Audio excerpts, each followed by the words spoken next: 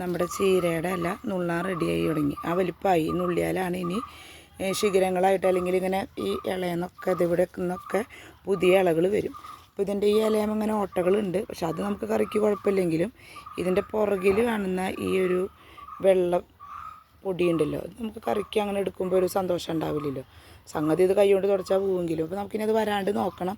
പിന്നെ മാത്രമല്ല പുഴുക്കേട് വരാൻ റെഡി ആയിട്ടുണ്ട്. ആ പ്രായമാണ്. ഇനി ഇത് ഇവിടെയൊക്കെ നടുവിലൊക്കെ വന്ന് പുഴു തിന്ന് ഇതൊക്കെ നശിപ്പിക്കും. അപ്പോൾ നമ്മളതിന് ജൈവമായിട്ടുള്ള മരുന്നാണ് അടിക്കാൻ പോകുന്നത്. കാരണം എന്താണെന്ന് വെച്ചാൽ അപ്പോൾ നമുക്ക് എപ്പോൾ വേണമെങ്കിലും വന്നിട്ട് ഇത് അരിഞ്ഞ് ഉപ്പേരിയോ കറിയൊക്കെ വെക്കാനായിട്ട് പറ്റും. ഇത് ഞാൻ പാവിയതല്ല, തനിയെ മുളച്ചതാണ്. കണ്ട ഇവിടെ ചീര ഇഷ്ടമാതിരി ഉണ്ട്. അപ്പോൾ അതിൻ്റെ വിത്ത് ഇവിടെ തനിയെ മുളയ്ക്കേണ്ടത്. പാവയെ പോലെ തന്നെയുണ്ട്. ഇവിടെ ഭയങ്കര നനവുള്ള സ്ഥലമാണ്. അപ്പോൾ ഇവിടെ നന്നായിട്ട് ചീര ഉണ്ടാവും. ഇനി സ്ഥലമില്ലാത്തവരും ഇങ്ങനെ പറ്റാത്തവരും ചീര പറിച്ച് വെച്ചാലും നന്നായിട്ടുണ്ടാവും. ഞാൻ കാണിച്ചു തരാം ഇതിൽ തന്നെ.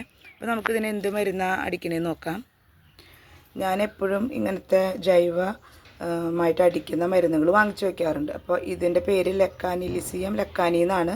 കണ്ടതിൽ കൊടുത്തിട്ടുണ്ട്. മീലിമുട്ട, വെള്ളീച്ച, നീരൂറ്റി കുടിക്കുന്നതൊക്കെ ഉപയോഗിക്കാം. അപ്പോൾ ഇതൊന്നും കൂടിയും നമുക്ക് ഗുണം കിട്ടാനായിട്ട് 5 ഗ്രാം ബാർ സോപ്പ് അലിയിച്ചിട്ട് ചേർത്താൽ ഗുണം ചെയ്യും. കണ്ട കലർത്തി ഒഴിച്ച് കൊടുക്കുക. അപ്പോൾ 10 ഗ്രാം എന്നാണ് പറയണേ.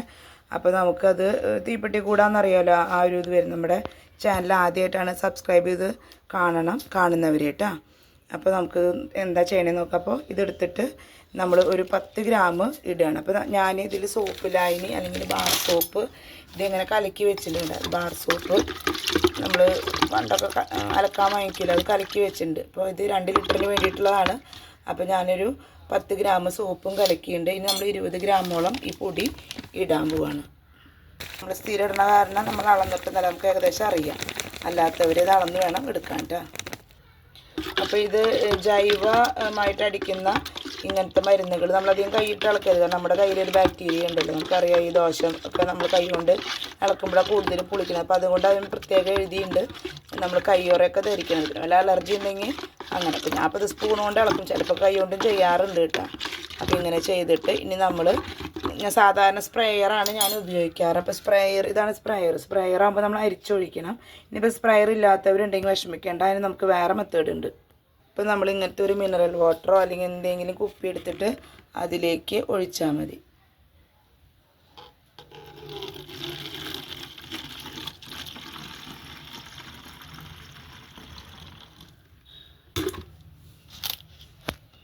ഇപ്പോൾ ഇത് 1 ലിറ്ററിൻ്റെ കുപ്പിയാണല്ലോ. അപ്പോൾ നമ്മൾ വെള്ളം കലക്കിയ മരുന്നിൻ്റെ പകുതി എടുത്തിട്ടുള്ളൂ. പിന്നെ അതിൽ വെള്ളം കൊണ്ട് നിറയ്ക്കുക. ഇല്ലാത്തവർക്ക് ഇത് ഞാൻ മുമ്പൊരു വീഡിയോയിൽ പറഞ്ഞിട്ടുണ്ട്. കണ്ട് ഇങ്ങനത്തെ ഈ പെപ്സിയുടെ എന്തിൻ്റെങ്കിലും ഇതിൻ്റെ മൂടിയല്ല, അങ്ങനെ എന്തെങ്കിലും ഓട്ടയാക്കുക, പഴുപ്പിച്ചിട്ട് ഓട്ടയാക്കുക. അപ്പോൾ ഇത് നമുക്ക് അരിക്കാതെ തന്നെ ഉപയോഗിക്കാം. അപ്പോൾ എപ്പോഴും മരുന്ന് ചെയ്യുമ്പോൾ സന്ധ്യാസമയങ്ങളിൽ ഇതിപ്പോൾ ഒരു 5 മണിയായിട്ടാണ് ഞാൻ ചെയ്യണത്. ചൂടാറിയ നേരത്ത് വേണം ചെയ്യാനായിട്ട്. കണ്ട കുറച്ച് ലീക്ക് ഉണ്ടാവും ഇങ്ങനെ ആകുമ്പോൾ. പക്ഷേ സ്പ്രെയർ ഇല്ലാത്തവർക്ക് വേണ്ടിയിട്ടാണ് ഞാനിപ്പോൾ ഇത് കാണിക്കുന്നത്. തെളിച്ച് കൊടുക്കുക. അപ്പോൾ നമ്മൾ മരുന്നുണ്ടാക്കിയ അത് ഒരെണ്ണത്തിന് മാത്രമല്ല, ബാക്കി വരുമ്പോൾ അത് ബാക്കി എല്ലാത്തിനും സ്പ്രേ ചെയ്ത് കൊടുത്താൽ നല്ലതാണ്. അപ്പോൾ പിന്നെ ആ ഭാഗത്തേക്ക് വലിയ കീടങ്ങളുടെ ശല്യം ഉണ്ടാവില്ല. അപ്പോൾ നമ്മൾ ഏതിനൊക്കെ ആവശ്യം വെച്ചാൽ അവിടെയൊക്കെ ചെയ്ത് കൊടുക്കുന്നുണ്ട്. അപ്പോൾ ഇത് ഇല്ലാത്തവർ വിഷമിക്കേണ്ട, നമ്മൾ അടുത്ത ദിവസം വേറെ ഇതിൻ്റെ വീഡിയോ ആയിട്ട് വരും കേട്ടോ. വേറെ എന്തെങ്കിലും നമുക്ക് വീട്ടിലുള്ളത് കൊണ്ട് തന്നെ ചെയ്യാനായിട്ട്. ഇപ്പോൾ ബിവേറിയ നല്ലതാണ്, ഏറ്റവും നല്ലത് ബിവേറിയ, പിന്നെ വെളുത്തുള്ളി വേപ്പെണ്ണ മിശ്രിതം. അപ്പോൾ നമ്മൾ മരുന്ന് മാറി മാറി കൊടുക്കുമ്പോൾ നല്ലതാണ്. കണ്ടു, ചീര പറിച്ച് വെച്ചിട്ട് ഞാൻ അതിൻ്റെ തല നുള്ളിയതാണ്. അപ്പോൾ അതിന് ഇലകൾ കൂടുതൽ വന്നു. അപ്പോൾ ഇങ്ങനെ പറിച്ച് വെച്ച് ചെയ്യാം. ഞാനിപ്പോൾ ഇത് സ്പ്രേയറാണ് ഉപയോഗിക്കുന്നത്. കാരണം എന്താ വെച്ചാൽ മറ്റേത് ചെയ്യുമ്പോൾ നമുക്ക് മരുന്ന് കൂടുതൽ വേണം. അപ്പോൾ അതില്ലാത്തവർക്ക് വേണ്ടിയിട്ടാണ് ആ മെത്തേഡ് കാണിച്ചത് കേട്ടോ. നമ്മൾ ഏത് മരുന്ന് ചെയ്യുമ്പോഴും ഞാൻ പറഞ്ഞല്ലോ, എല്ലാവർക്കും ഇത് നമ്മൾ അടിച്ചു കൊടുക്കും. മറ്റേ ബോട്ടിൽ നമ്മൾ 1 ലിറ്റർ എടുത്താൽ സ്പ്രേയറിൽ അത് അതിൻ്റെ ഇരട്ടിയും കൂടി നമുക്ക് അടിച്ചെത്താനായിട്ട് സാധിക്കും. കുറച്ചല്ലേ വരുന്നുള്ളൂ. രോഗങ്ങളും കീടങ്ങളും എപ്പോഴാണ് വരിക? ആരോഗ്യമില്ലാത്ത ചെടിയും പിന്നെ കീടങ്ങൾക്ക് ടേസ്റ്റുള്ള ചെടിയാണ് വരിക. അപ്പോൾ ടേസ്റ്റ് ഇല്ലാത്ത രൂപത്തിലുള്ള മരുന്നാണെങ്കിൽ അവർ വന്ന് നോക്കുമ്പോൾ അവർക്ക് ടേസ്റ്റ് ഇല്ലെങ്കിൽ അവരത് കഴിക്കില്ല.